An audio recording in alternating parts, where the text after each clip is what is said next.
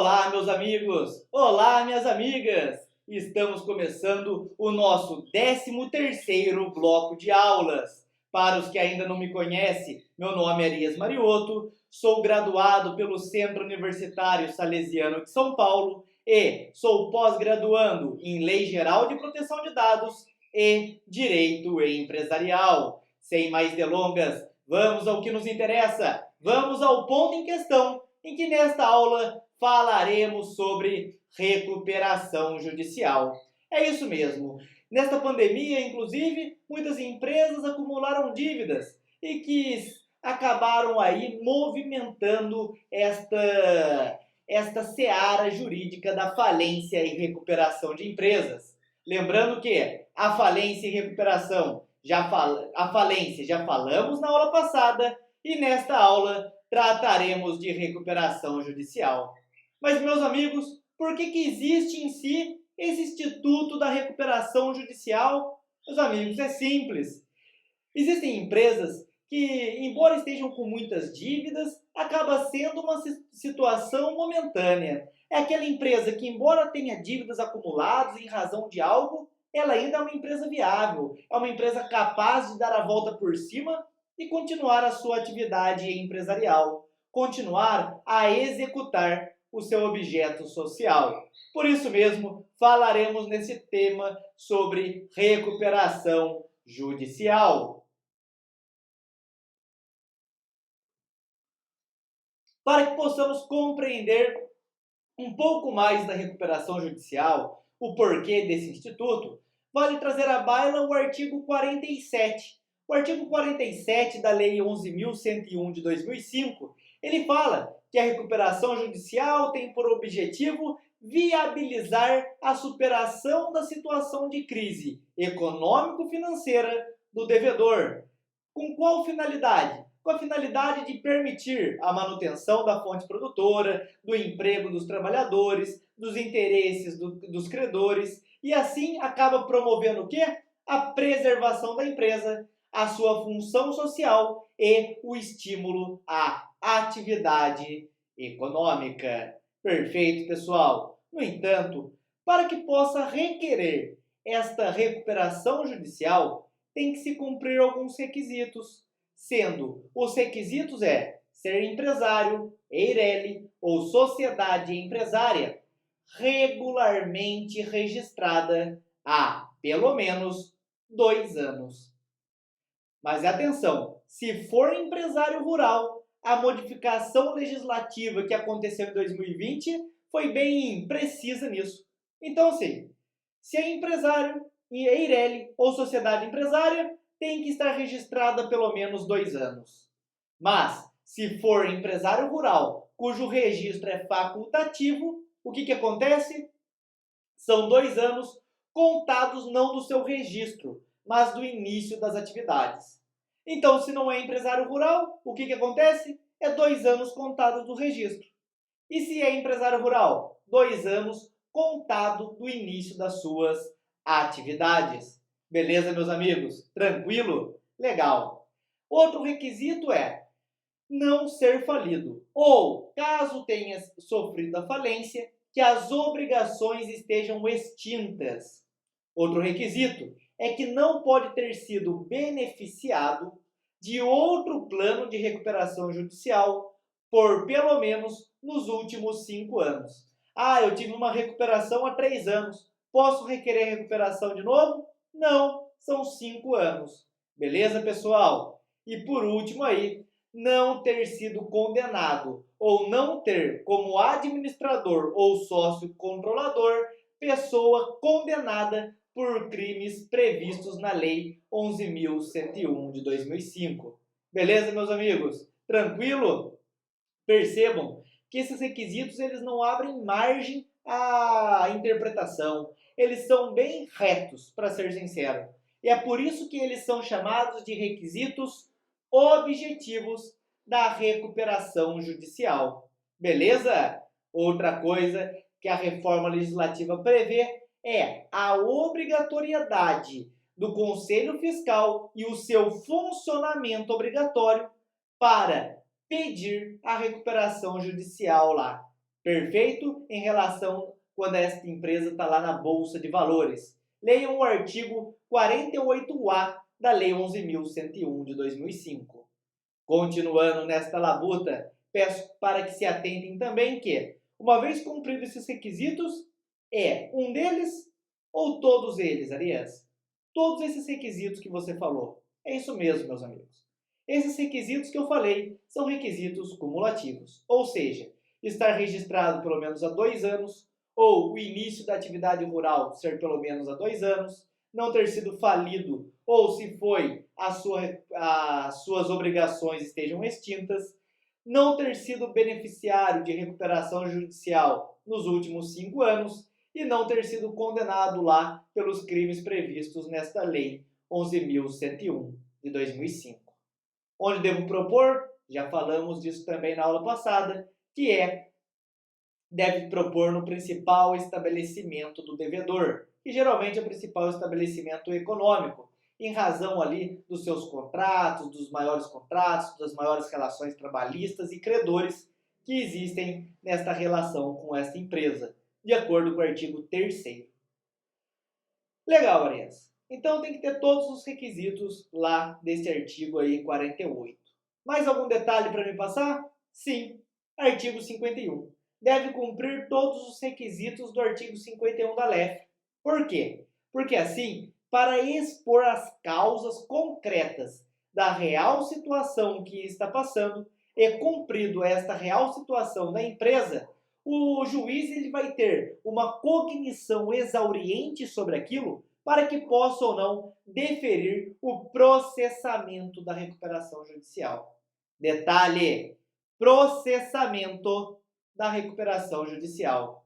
Eu falei em que foi decretada a recuperação, falei que foi deferido. Não, o que eu falei é que deferiu o processamento e não a recuperação judicial em si. Ou seja, deferiu o processamento da recuperação judicial, ali começa o processo recuperacional. Beleza? Legal. Falado isso, a partir desse momento, o que acontece? O próprio autor Suhel Sarhan, que foi meu professor inclusive, ele falava que era um túnel em que quando se entra, a porta se fecha. E você só conseguirá sair deste túnel de 2 maneiras.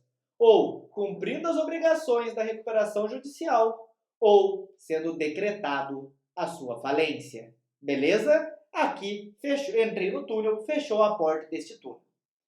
Aí, meus amigos, uma vez então pleiteado essa recuperação judicial, não poderá, quero dizer, o autor, ficar simplesmente vendendo seus bens. Imagina só, eu chego, negocio aquilo lá por meio de um plano de recuperação judicial e começo a vender todos os bens, alienar todos os bens.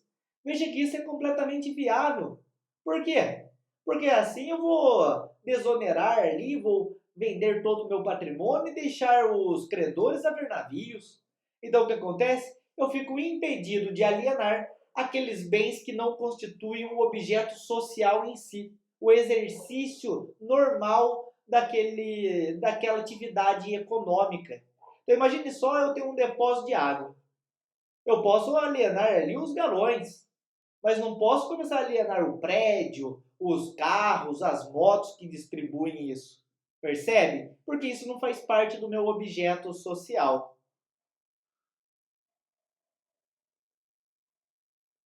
Feito isso também, uma vez que decreta o processamento da recuperação judicial, haverá a suspensão das ações e execuções pelo prazo de 180 dias, contados de quando? Do deferimento do processamento da recuperação judicial.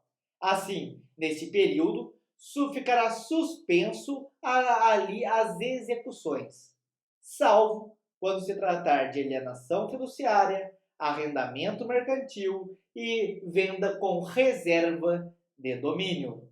Perfeito, pessoal? Legal? Então se atentem também à súmula 581, em que fala que a suspensão não se estenderá aos coobrigados.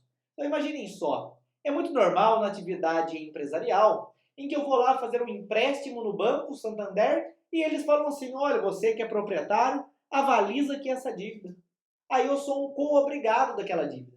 Se a empresa não pagar, pedir recuperação e suspender a execução do banco contra ela, não suspende contra a minha pessoa, contra a pessoa do seu sócio, aquele que avalizou.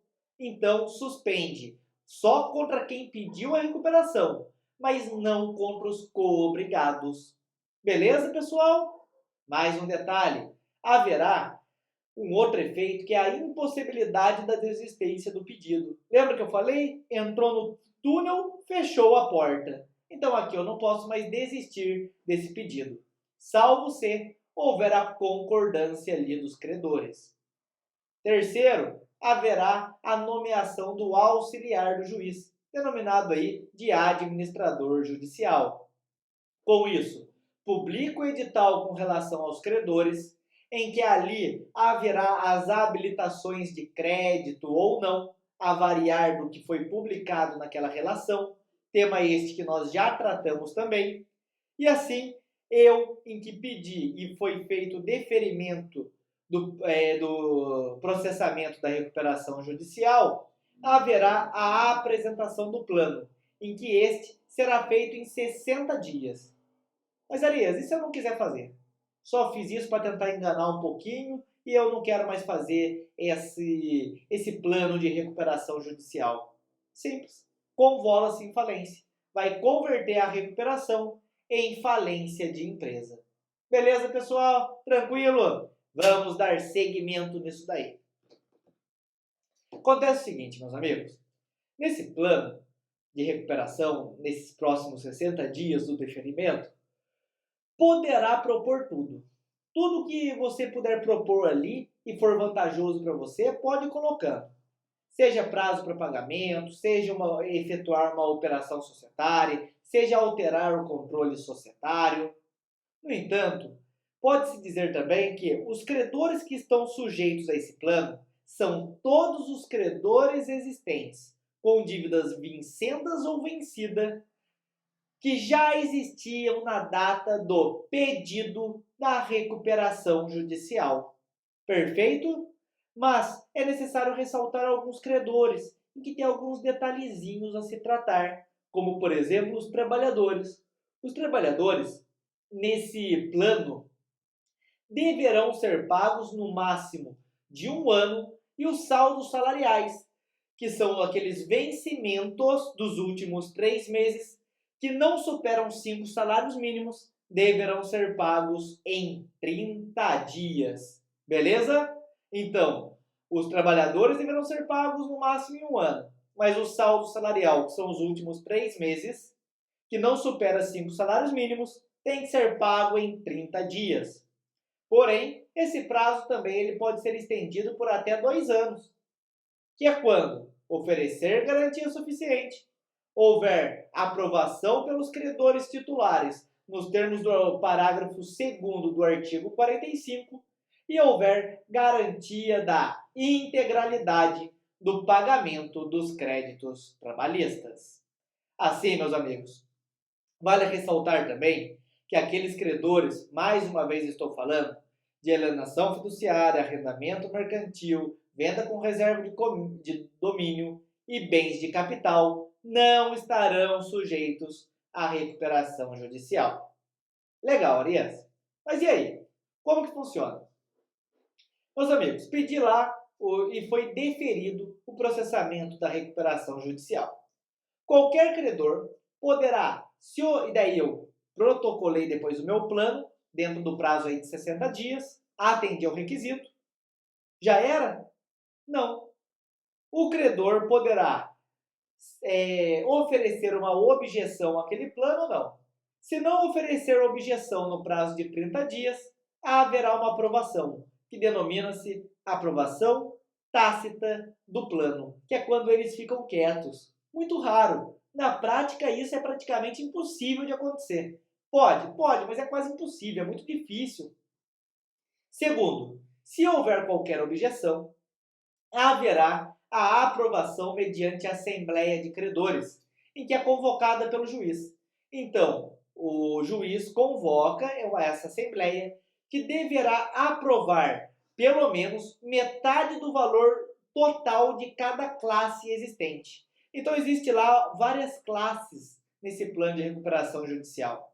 Pelo menos metade do valor total de cada classe existente na recuperação judicial deve aprovar em assembleia. E, diante daqueles créditos trabalhistas e acidentários do trabalho, ou assim como aqueles credores de microempresas e empresas de pequeno porte, a proposta deverá também ser aprovada, mas é por uma maioria simples e não como esta a qual eu falei.